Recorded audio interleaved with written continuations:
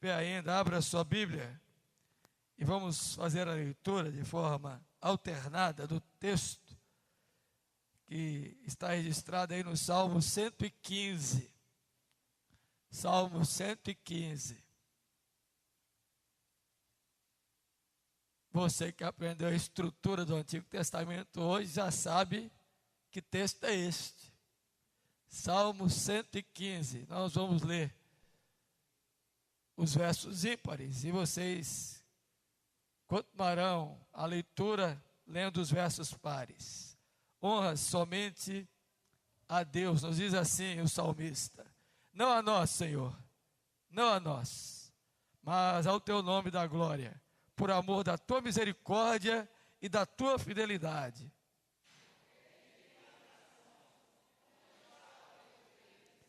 No céu está o nosso Deus e tudo faz como lhe agrada.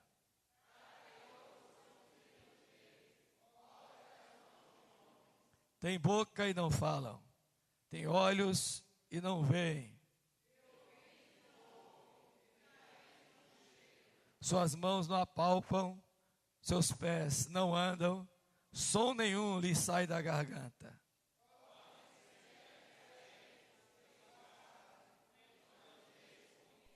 Israel confia no Senhor, Ele é o seu amparo e o seu escudo.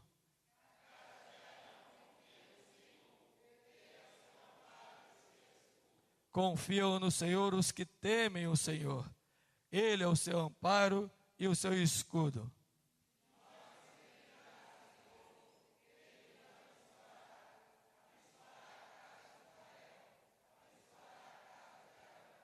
Ele abençoa os que temem o Senhor, tanto pequenos como grandes.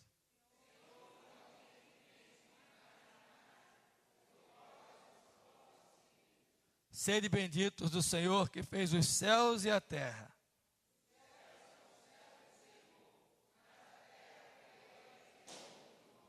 Os mortos não louvam o Senhor, nem os que descem à região do silêncio.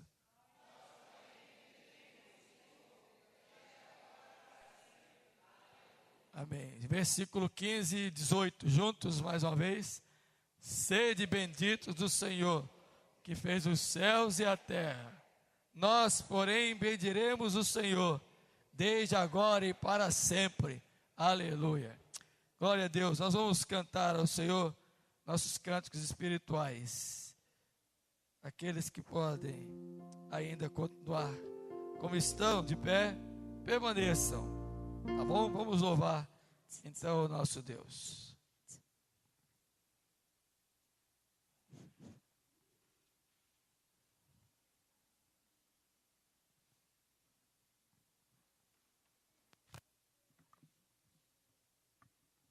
Graça e paz, irmãos.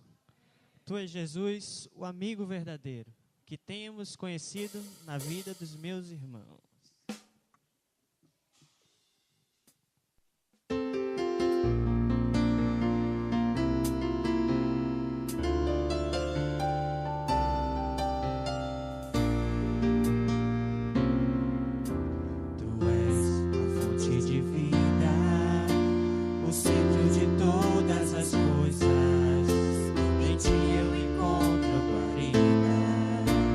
Contigo eu sou vencedor.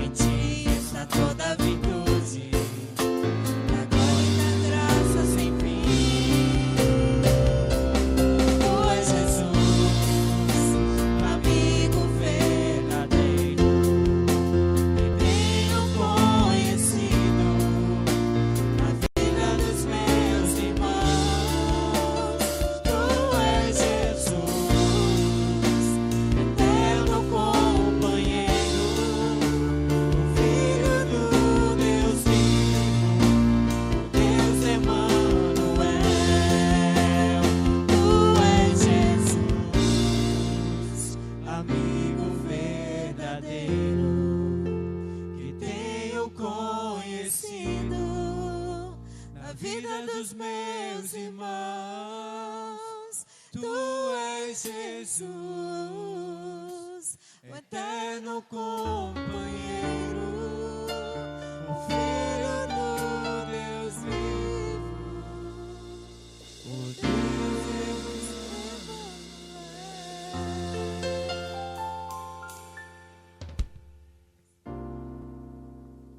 Em conformidade ao que faremos mais adiante, nós vamos cantar Bem Mais Que Tudo, lembrando o sacrifício feito na cruz, lembrando o que Ele viveu e por que Ele viveu, para nos salvar, para nos trazer uma vida eterna, uma vida que nós podemos viver e de forma que as outras pessoas possam ver e que nós possamos ser sal e luz neste lugar, lembrando o sacrifício feito por Ele.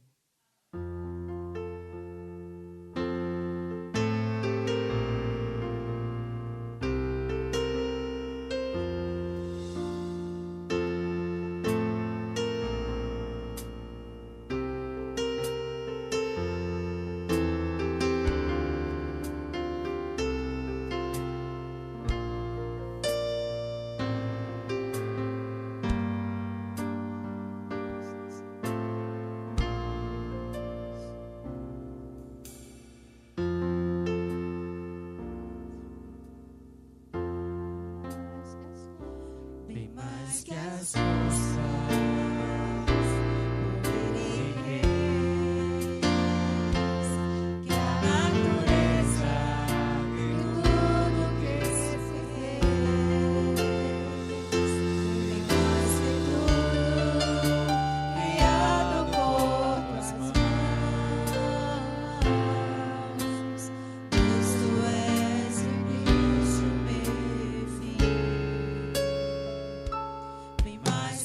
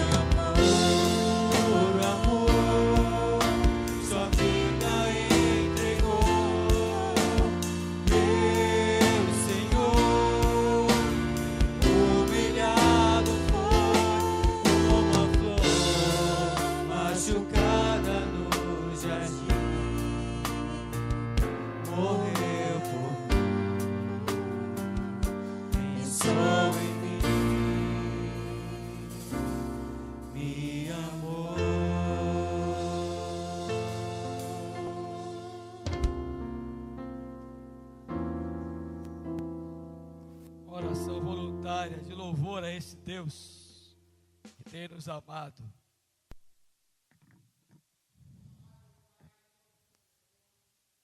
Ó Senhor.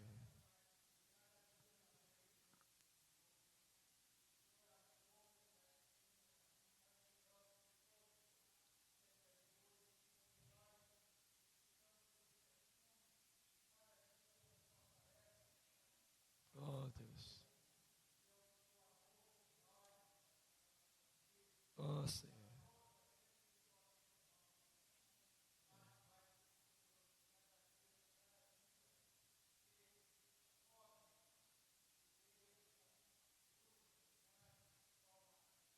Ó Deus.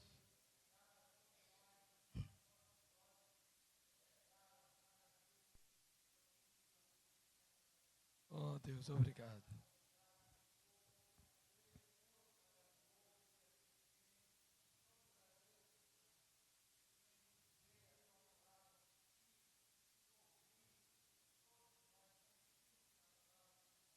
Ó Deus.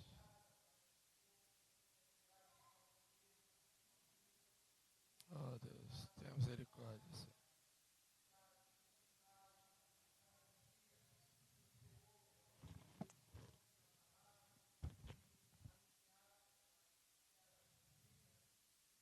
Ó Senhor.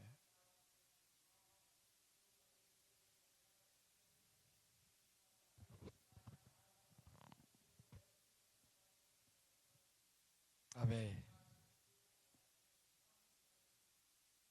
Amém. Amém. Pode sentar. Meu irmão, minha irmã. Estamos na sequência aí dos salmos que falam do senhorio, do rei. Começamos no domingo de outubro, que antecedeu as eleições, e agora chegamos ao Salmo 148. Falar nisso, quem leu em casa, eu disse a tarefa, quem leu, não se acuse para mim. Não é para dizer que leu, eu até apenas disse que hoje seria o Salmo 148, que vocês lessem. Você leu? Se não leu, vai ler agora. Tá bom? Nós vimos o Salmo 144, naquela oportunidade, sobre o canto, o cântico de um rei. E falamos de que maneira o rei gloriosamente se apresentava. No Salmo 145, nós discorremos sobre os louvores do rei. Os louvores que a ele devem ser prestados. O reconhecimento de que ele reina. No Salmo 146, nós falamos daquele que, como Criador, e que na sua posição, entronizado em glória e majestade, deve receber louvores. E na semana passada, nós falamos no Salmo 147, que devemos olhar, fixar os olhos nas alturas e contemplar aquele que habita em sublimidade, aquele que está entronizado em glória e majestade. Hoje nós vamos dar continuidade aqui no Salmo 148. Eu convido você para então abrir a sua Bíblia e nós vamos fazer essa leitura, onde o salmista nos convoca agora a juntos, grandes e pequenos, as regiões superiores e as regiões inferiores, a renderem um coro uníssono de louvores ao Rei.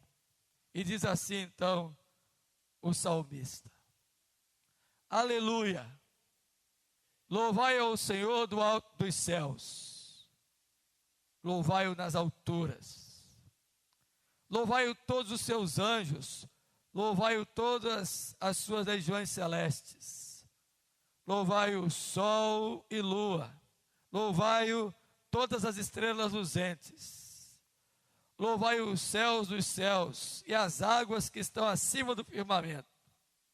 Louvem o nome do Senhor, pois mandou Ele e foram criados. E os estabeleceu para todos sempre. Fixou-lhes uma ordem que não passará. Louvai ao Senhor da terra, monstros marinhos e abismos todos, fogo e saraiva, neve e vapor, os ventos procelosos que lhe executam a palavra, montes e todos os outeiros, árvores frutíferas e todos os cedros, feras e gados, répteis e voláteis. Juntos o versículo número 11. Reis da terra e todos os povos, príncipes e todos os juízes da terra, rapazes e donzelas, velhos e crianças. Louvem o nome do Senhor, porque só o seu nome é excelso. A sua majestade está acima da terra e do céu. Ele exalta o poder do seu povo, o louvor de todos os seus santos, dos filhos de Israel, povo que lhe é chegado. Aleluia. Amém. Salmo 148 faz parte desse conjunto de salmos que iniciamos lá atrás, no Salmo 144, onde há uma perspectiva de louvores a Deus. Vocês sabem que o louvor traduz-se pelo reconhecimento daquilo que Deus faz, ou daquilo que Deus tem feito, e daquilo que certamente Ele fará. E esses salmos nos trazem essa linguagem. E o Salmo 148 é muito peculiar nesse aspecto, porque ele começa com a expressão aleluia e termina com a expressão aleluia, que significa louvores a Deus, reconhecimento de quem Deus é. E o Salmo 148, queridos irmãos, é um convite para que todas as criaturas venham a render-se diante do Criador.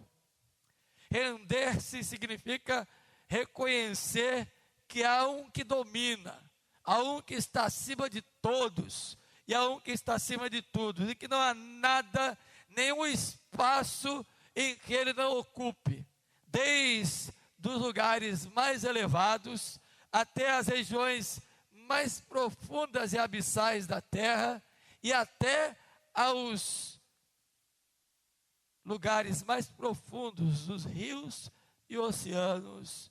Lá devem toda criatura, toda a criação render louvores ao Senhor.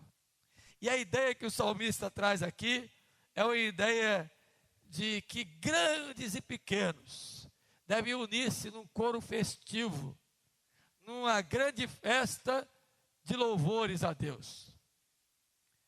É interessante quando a gente pensa em louvor, a mente que vem trabalhando com isto, logo pensa no momento dos cânticos, não é verdade? E o pessoal que toca aqui, alguns chegam a dizer, nós vamos louvar a Deus com um hino tal. Aí já vamos louvar. Na realidade, o louvor não é o momento do cântico. Não existe um culto dentro do culto.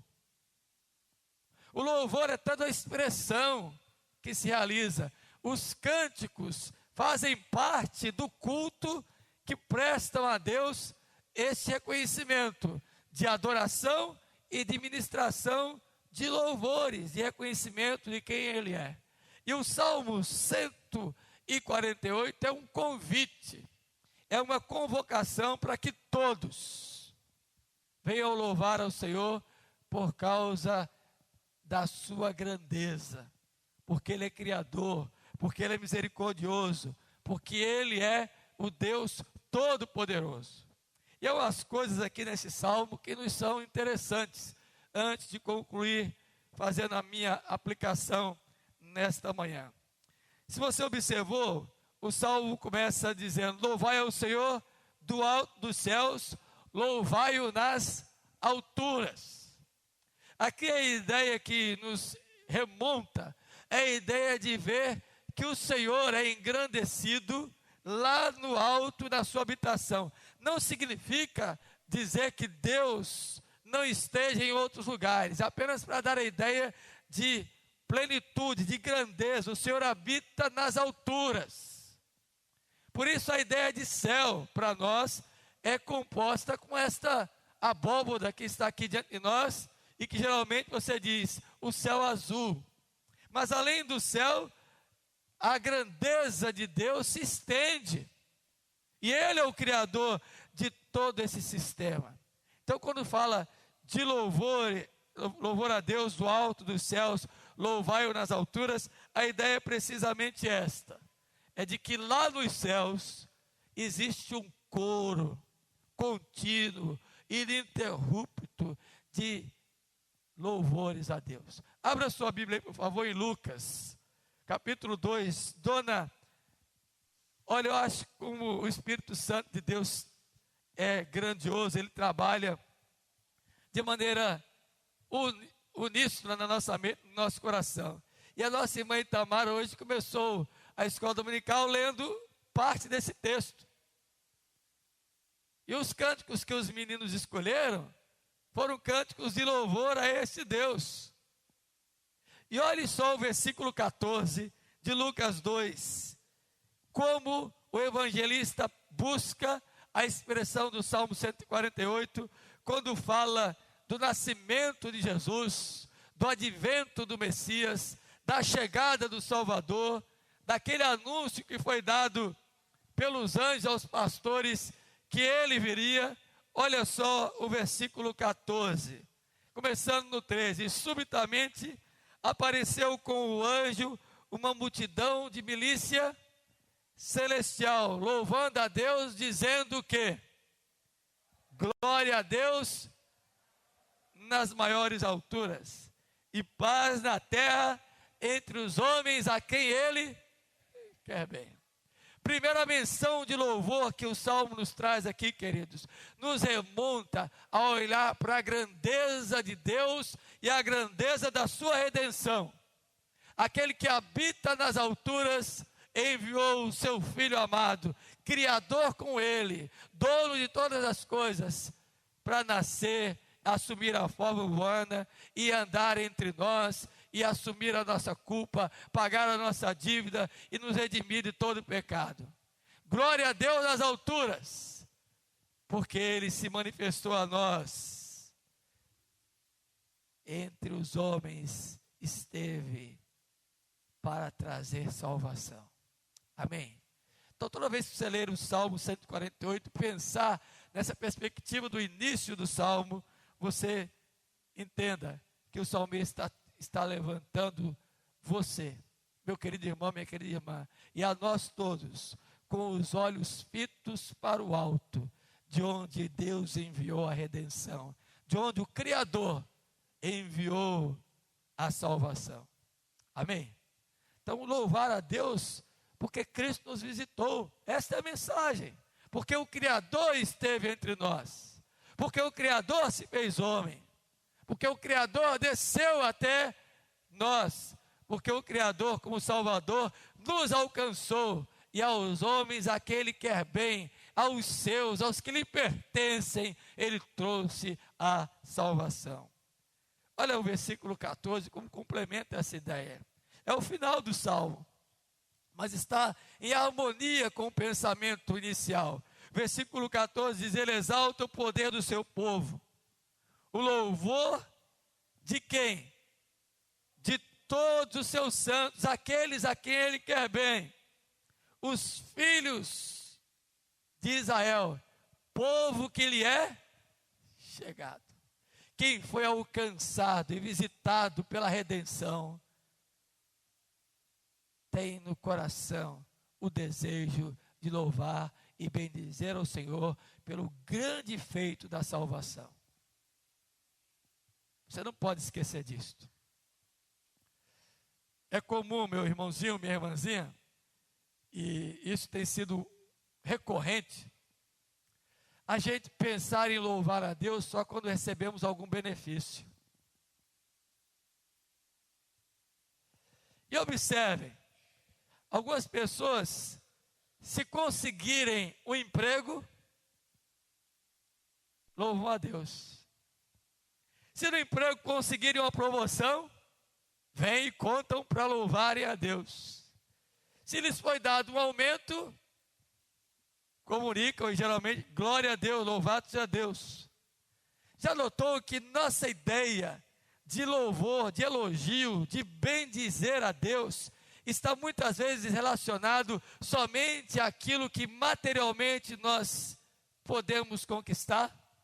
Quando na realidade a ideia de louvor a Deus transcende as conquistas terreais, aos benefícios alcançados aqui na terra. O louvor e o bendizer a Deus está para além desta dimensão. Está porque Ele nos salvou, nos redimiu, nos visitou o seu povo e trouxe a Ele a salvação.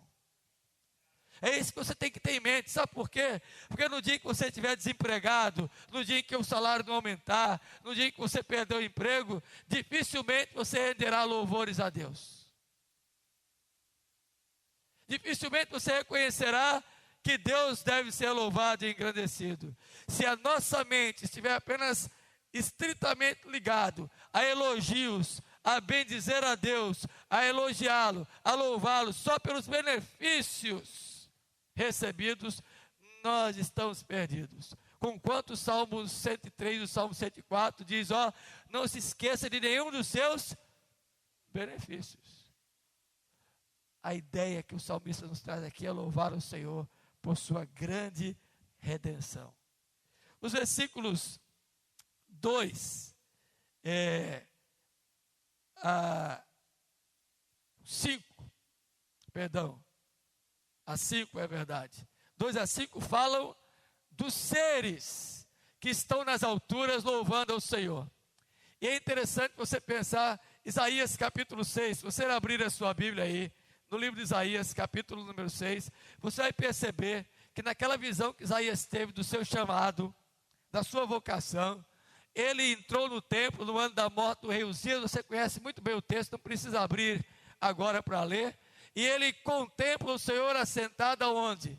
No alto e sublime no trono. E ele vê os seres, os serafins, anjos abrasadores, dizendo uns aos outros, santo, santo, santo é o Senhor. A visão que Isaías teve é de que o coro celestial prestava louvores a Deus, dando a ideia de que nas alturas existe um contínuo e ininterrupto louvor e adoração ao Senhor. Olha os versículos 2 a 5. Louvai-o todos os seus anjos, louvai-o todas as suas regiões celestes. Abra sua Bíblia aí, por favor, Salmo 103, versículo 20. Bendizei ao Senhor todos os seus anjos, valorosos em poder, que executai as suas obras, e lhe obedeceis a palavra. Os anjos aqui descritos no versículo 2 do Salmo 143 e no versículo 20 do Salmo 103, são tidos como aqueles poderosos ministradores, mensageiros de Deus para executar a sua vontade entre os povos. Agora corra os seus olhos, vá para Hebreus capítulo 1, por favor. Lá no texto de Hebreus, capítulo 1, o escritor sagrado vem falando da bendita pessoa do Filho de Deus. Depois de dizer que ele é a expressão exata do ser de Deus, depois de dizer que ele, Jesus, sustenta com o poder da sua palavra todas as coisas que foram criadas. Olha que interessante, ao final do capítulo 1, como é que o salmista nos traz no versículo 14, o escritor sagrado traz o mesmo pensamento do salmista no versículo 14 de Hebreus 1. Não são todos eles espíritos ministradores enviados para serviço a favor dos que hão de herdar a salvação? Significa dizer que o Senhor é maior do que os anjos e que esses executam a sua vontade, são ministros de Deus para trazer ao povo que é dele, que pertence a Deus, a sua salvação. Novamente vem à mente do salmista a ideia de que as ordens que são executadas aqui na terra, pelos ministros, pelos anjos, e aqui não apenas seres que estão nos céus, mas os anjos, ministradores da palavra de Deus, que executam a sua vontade, esses o fazem pela ordem, pelo poder da palavra de Deus. Então louve a Deus, queridos, porque nada acontece por acaso, nada está fora do controle executor de Deus. O Senhor é o grande gestor. Em épocas de eleição, e eu estou citando, todos os domingos está aqui, as pessoas se levantam, e alguns acima do bem e do mal, dizendo que são a fina classe dos gestores públicos. Inclusive tentam mostrar, através daquilo que supostamente fizeram, trazendo para si próprios, sozinhos, o bônus de qualquer gestão. E trazem slogans e os... Desculpe aqui, viu, dona Janaína? E os marqueteiros passam uma imagem do que eles não são e jamais serão. Mas para conquistar, levam a mente das pessoas a se escravizarem numa imagem de bons gestores. Se esquecem que todos eles estão sob o controle poderoso de Deus, que é o gestor por excelência. E que é quem governa, que é quem domina, que é quem levanta os reis. E os próprios anjos são executores da sua vontade. Se lá dos céus eles são ministros de Deus para nos abençoar, imaginem aqueles que são nossos pares, a quem Deus usa para também, nas mãos dele, serem usados para o nosso bem. Pensa nisso. E olhe para os céus, não olhe para os homens. Verticalize o seu olhar, não horizontalize a sua esperança. Verticalize a sua expectativa, não horizontalize a sua esperança. Louve a Deus, e engrandecido será Ele, independentemente de quem for posto para nos governar.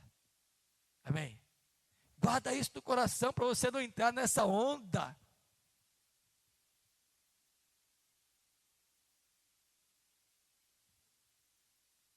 Desses dias políticos. E perder o teu senso. Perder o teu discernimento. Perder a tua compreensão. Inclusive se intrigar. Na defesa apaixonada. De uma ideologia, de um programa. Que não é nada mais, nada menos. O processo repetitivo que outros já fizeram. Olhe para Deus, para os anjos que executam a vontade dEle e que estão aqui para ministrar a nós, hoje também. E o texto vai, louvai sol e lua, todas as estrelas luzentes, para mostrar a grandeza da criação, aquele que governa o dia, aquele que governa a noite, aqueles que brilham no dia claro e aqueles que brilham na noite escura, todos eles estão no controle poderoso das mãos de Deus. Louvem os céus dos céus e as águas que estão acima do firmamento. Louvem o nome do Senhor, pois mandou Ele e foram criados. Presta atenção nessa expressão, querido irmão, querida irmã.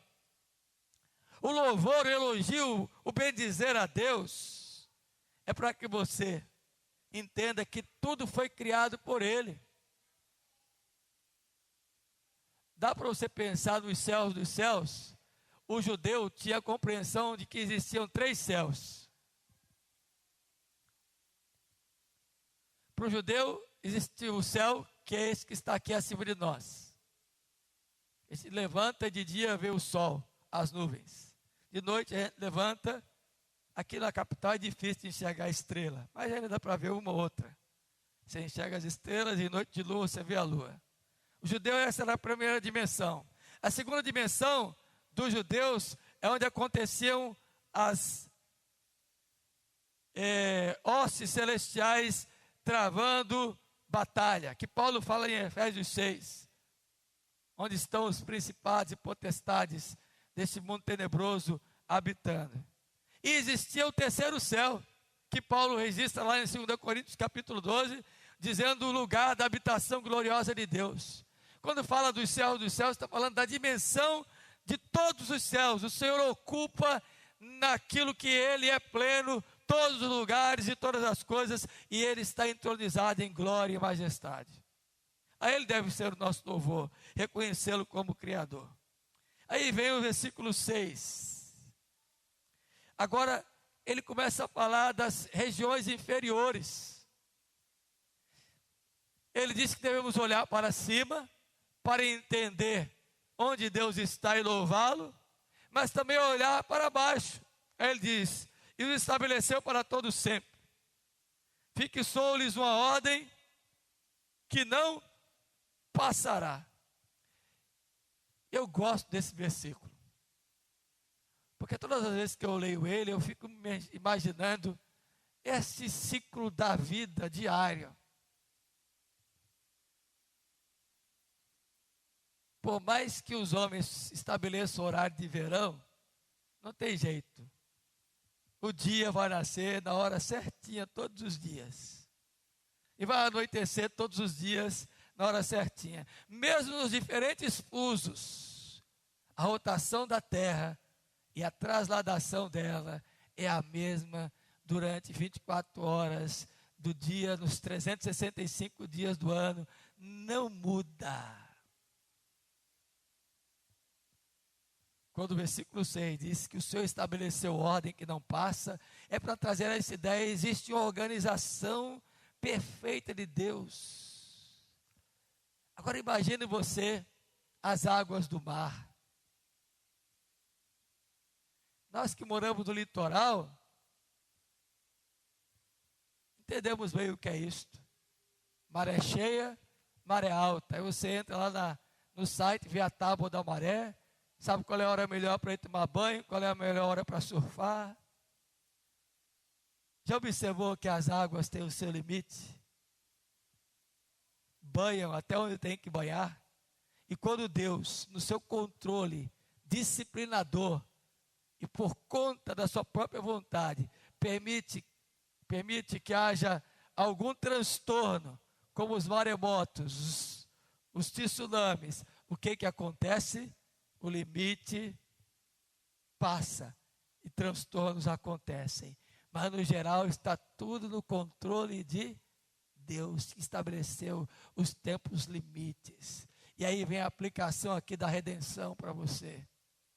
O apóstolo Paulo, escrevendo aos Gálatas, no capítulo 4, versículo 4, nos diz que Deus, na plenitude dos tempos, enviou o seu Filho, nascido de mulher, no tempo pleno de Deus, do controle exato de Deus, Jesus nasceu. Então, tudo está dentro do plano perfeito do tempo de Deus, para a sua própria glória. Nada passará, nada vai além, nada ficará aquém. Deus está no controle de tudo. Isso traz descanso para a gente. Deixa eu abrir aqui um parêntese para contar uma experiência pessoal e eu já vou terminar. Que quando eu leio esse salmo eu fico assim encantado com ele. Agora dia 5 de janeiro de 2015, eu vou completar 30 anos de ordenação pastoral. 30 anos de ordenação pastoral. Eu já disse isso aqui e vou repetir. Desde o meu tempo de seminário, eu fui enviado pelo presbitério do Amazonas. Minha igreja era a igreja central de Manaus, para estudar em Recife, no Seminário Presbiteriano do Norte.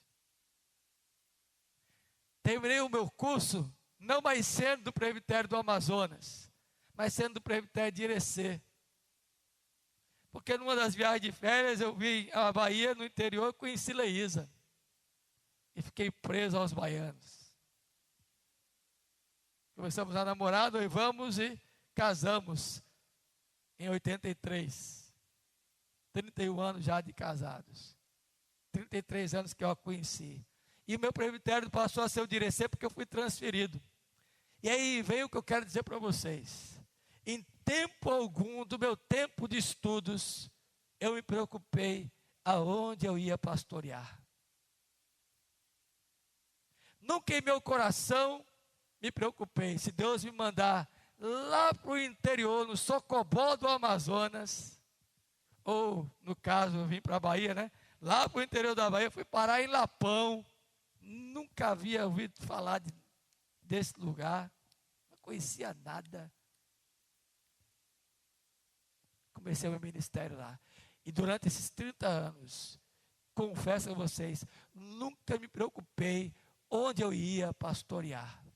Nunca. E nunca fiz força para dizer que quero ou não quero ficar em determinado lugar. O Senhor sempre me levantou e me levou e me pôs onde Ele quis, e me tirou quando quis, e me usou o tempo que quis, em qualquer lugar. Eu tenho essa coisa na minha mente, no meu coração. Eu descanso em Deus, porque quem faz com que a gente esteja indo, ouvindo, quem está dentro do controle fixo do tempo de Deus, não se preocupa com o amanhã. Os gentios é que se preocupam com essas coisas. Nós descansamos no Deus Todo-Poderoso, que conduz a nossa vida como quer, para onde quer e usa como quer cada um de nós. Foi no tempo exato que Jesus Cristo veio. Amém? Eu vou concluir. Não vai dar para falar de todo o salmo hoje. Mas vejam só que as regiões inferiores também louvam a Deus no tempo. Do versículo 7 até o versículo de número 13, fala aí de monstros marinhos e abismos todos. Presta atenção. Abra sua Bíblia aí, por favor. Eu quero que você faça isso. Em Ezequiel, rapidamente. Capítulo 29. Versículo 3. Deus criou os monstros marinhos. E nos povos antigos, na Idade Antiga, havia entre os conquistadores dos mares um medo grande. Você já deve ter lido sobre o Leviatã, um grande monstro marinho. Alguns achavam que era um grande peixe, outros um dinossauro marítimo. E os egípcios achavam que era um grande crocodilo. Olha o versículo 3. Falando da profecia contra o Egito. Fala e diz: assim diz o Senhor Deus: eis-me contra ti, ó Faraó, rei do Egito, crocodilo enorme, que te deitas no meio dos seus rios e que dizes: o meu rio é meu, eu o fiz para mim mesmo. Porque para os egípcios o Nilo era uma divindade e o Faraó era o próprio Deus. E a visão de monstro e crocodilo estava na cabeça deles. Então o salmista usa a linguagem da antiguidade para mostrar que mesmo os mais terríveis e amedrontadores bichos das águas, eles foram criados por Deus. As anacondas. Você já deve ter visto filme de anaconda. Os crocodilos, os tubarões e até o grande peixe que engoliu Jonas. Foram criados por Deus. E ele vai mais longe, ao mais baixo, fala os abismos da terra. Quem assistiu o Globo Repórter sexta-feira? Não gosto muito de Globo Repórter não, viu? aquele tom de Sérgio Chapelin, aquelas histórias repetidas toda sexta-feira, a mesma coisa.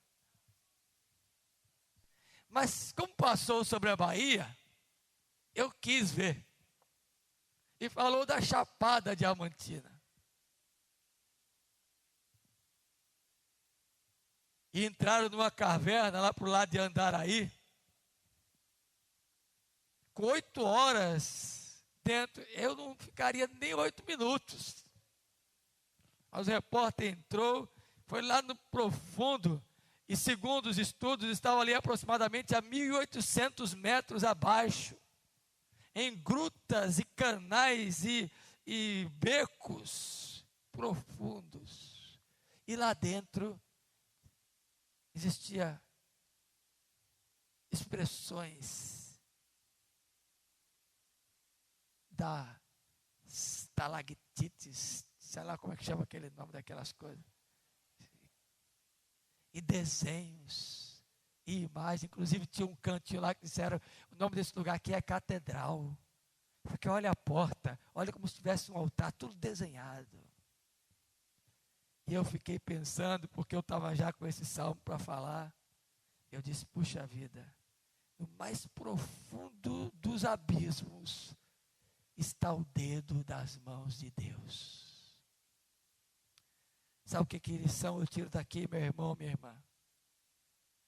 Aquela lição que as irmãs Betsy e Corrie ten Boom, quando lançadas em Auschwitz, no campo de concentração, por ocasião da Segunda Guerra Mundial, as irmãs holandesas, naquele tempo em que pessoas estavam sendo levadas para as câmaras de gás, judeus sendo mortos,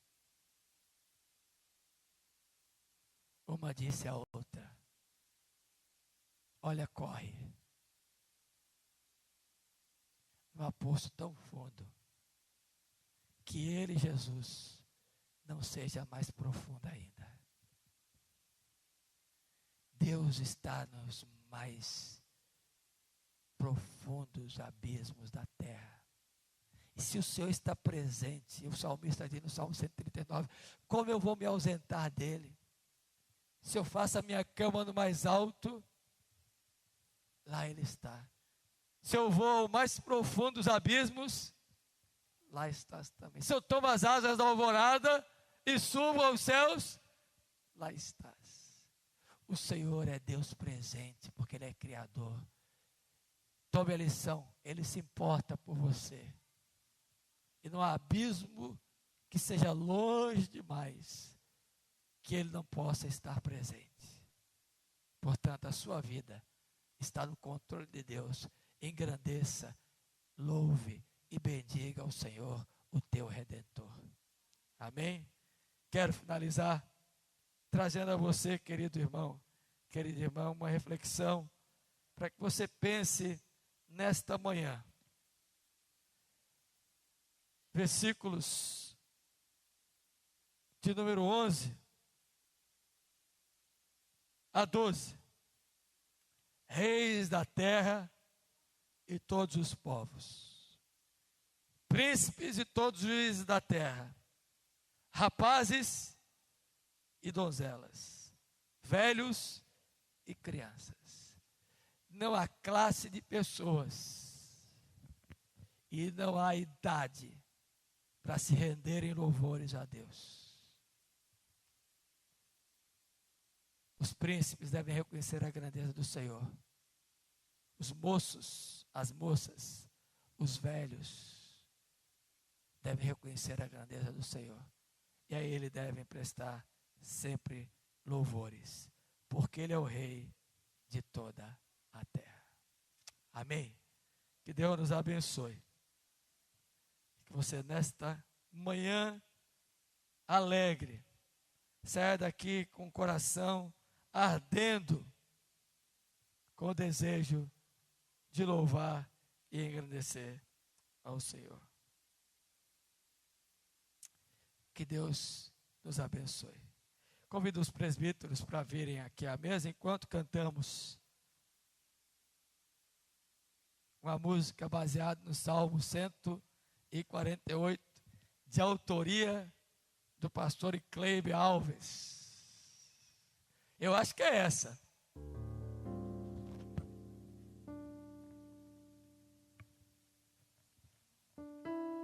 Fica de pé. Vamos cantar? Eu me lembro que quando preguei de outra vez nesse salmo, fazendo outra abordagem, a gente cantou essa música. E agora vamos cantar de novo, né?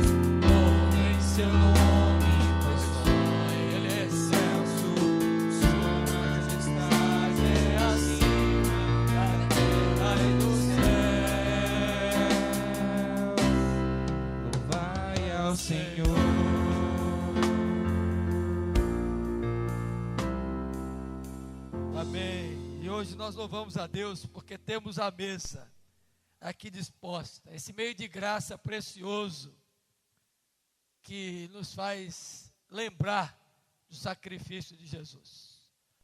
Abra sua Bíblia aí em 1 Coríntios 11, você já conhece o texto.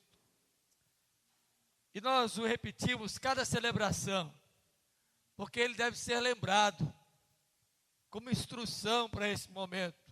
Cada das vezes que formos comer do pão e beber do cálice. O apóstolo Paulo nos ensina sobre a ceia do Senhor. E a partir do versículo de número 23, nos diz assim, 1 Coríntios 11, porque eu recebi do Senhor o que também vos entreguei, que o Senhor Jesus, na noite que foi traído, tomou o pão, e tendo dado graças, o partiu e disse: isto é o meu corpo, que é dado por vós. Fazei isto em memória de mim. Por semelhante modo, Depois de haver ceado, tomou também o cálice, dizendo: este cálice é a nova aliança do meu sangue. Fazei isso todas as vezes que o beberdes em memória de mim. Porque todas as vezes que comerdes este pão e beberdes o cálice, anunciais a morte do Senhor, até que ele venha. Por isso, aquele que comer o pão ou beber o cálice do Senhor indignamente, será réu do corpo e do sangue do Senhor. Examine-se, pois, o homem a si mesmo, e assim coma do pão e beba do cálice. Pois quem come e bebe sem discernir o corpo, come e bebe juízo para si. Amém. Vamos orar e nesse momento você faça o seu exame e assim coma. Ó Deus, bendito Pai, nós bendizemos, nós louvamos ao Senhor nesta manhã. E agora, quando estamos ao redor da mesa, disposta com esses elementos, pão e vinho, retirados que foram do uso comum, para nesta hora, mais uma vez, avivar a nossa memória sobre o dia glorioso, fatídico, mas grandioso, em que o Senhor morreu na cruz por nós. Ó Senhor, permita que nesta manhã, ao comermos o pão e ao bebermos o cálice, contemplemos o Senhor cravado no madeiro, e que a nossa mente, o nosso coração, reavive todo o ensino que há na morte de Jesus. Mas, ó Deus, que também possamos olhar para o túmulo vazio, ao Cristo que crucificado foi, morto e sepultado, mas ressurgiu ao terceiro dia e vivo está, para que renovemos a nossa esperança e alimentemos a nossa alma na expectativa da gloriosa volta de Jesus. Ó Deus, abençoa os teus filhos aqui reunidos nesta manhã e os que vão tomar do pão e do cálice, para que o façam com muita alegria e gratidão no coração. Nós rogamos que abençoe agora esses elementos, em nome de Jesus. Amém. Podem sentar, irmãos.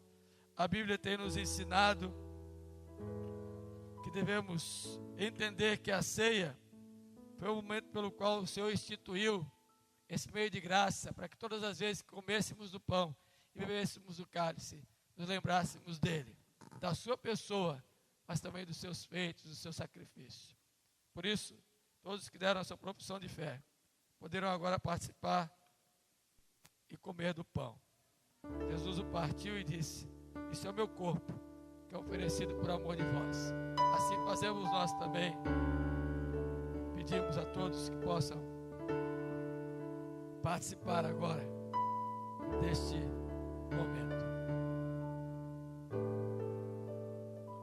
Se você já deu sua profissão de fé, não está sob disciplina, pode comer do pão agora.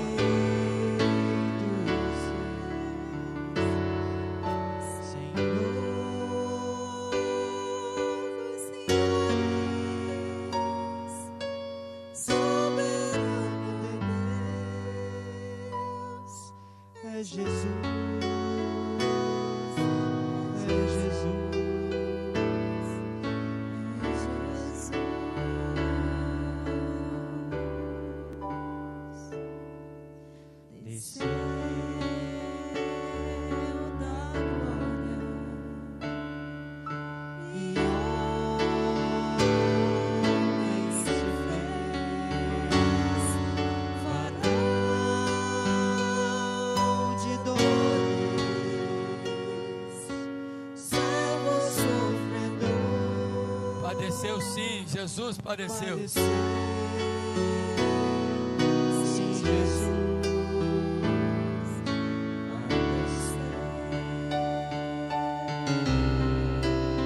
Sim, Cristo entregou sua vida. Cristo entregou sua vida.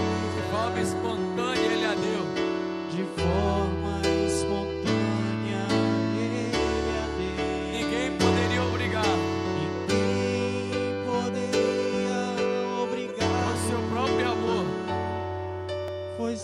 moveu. próprio amor que o moveu.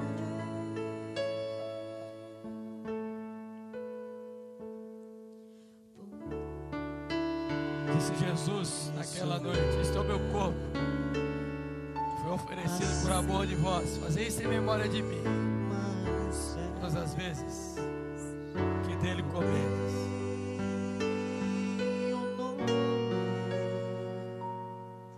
Capaz de nos salvar é Jesus, só Jesus, só Jesus. E esse Jesus Salvador, que o seu próprio amor foi movido a se entregar por nós, naquela noite também tomou o cálice e disse: este é o cálice da nova aliança do meu sangue, derramado em favor de muitos. Fazei isso em memória de mim, todas as vezes que dele bebedes. Os que participaram do pão podem agora participar também igualmente do cálice, lembrando que o cálice é descartável.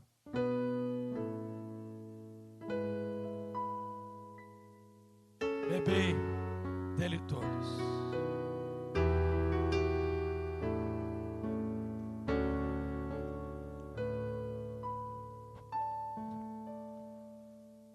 O Rei da Glória, O Rei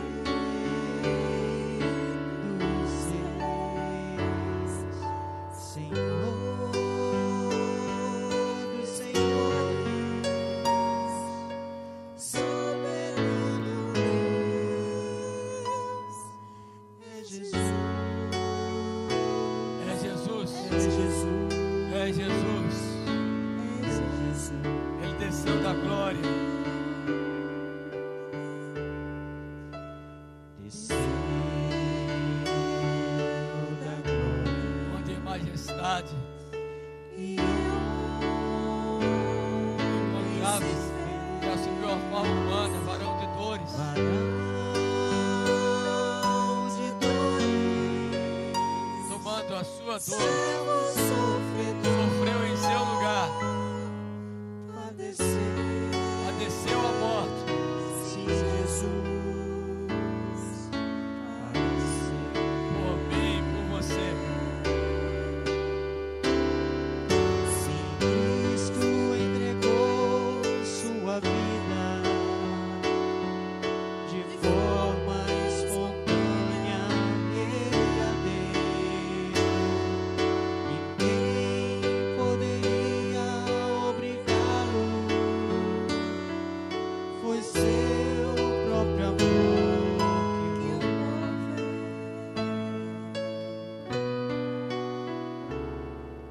moveu. Por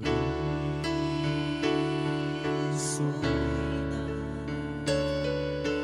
acima dos Este é o céus. cálice da nova aliança do meu sangue, disse Jesus. Fazei isso em memória de mim, todas as vezes que beber. É Jesus, só Jesus, só Jesus. Fiquemos de pé, queridos, bem forte. Ele virá em breve. Jesus vai voltar, está vivo. Essa é a nossa esperança. Vestido Em glória, com todo o seu poder voltará. Voltará. Sim, Jesus, Jesus está voltando. Essa é a esperança de quem come do pão e bebe do cálice. Aleluia. Porque todas as vezes que comerdes este pão e beberdes o cálice, anunciais a morte do Senhor. A igreja diz amém. Até que ele venha, a igreja fala. Essa é a nossa esperança. Jesus voltará. Que ele nos abençoe. Vamos orar? Deus, obrigado por esse tempo separado nesta manhã. Obrigado por esse momento sublime, onde podemos tomar do pão e beber do cálice. Obrigado porque a nossa esperança não reside nas coisas terrenas. Nossa esperança está no Deus Criador dos céus e da terra. Está em seu Filho Jesus Cristo, que venceu a morte, ressuscitou, foi assunto aos céus e de lá voltará em glória para nos levar. Ó Senhor, abençoa o teu povo, a tua igreja, com esta esperança no coração, para que todos os dias sejamos fortalecidos no teu amor, por meio da tua graça. É a nossa oração em Cristo Jesus, o Rei dos Reis, o soberano Senhor. Amém. E que agora, amados, a graça bendita de Jesus, o amor eterno de Deus e toda a manifestação de prodígio do Espírito Santo repouse sobre vós, igreja do Senhor aqui reunida nesta manhã, e com todo o povo de Deus espalhado pela face da terra, hoje e sempre. Amém.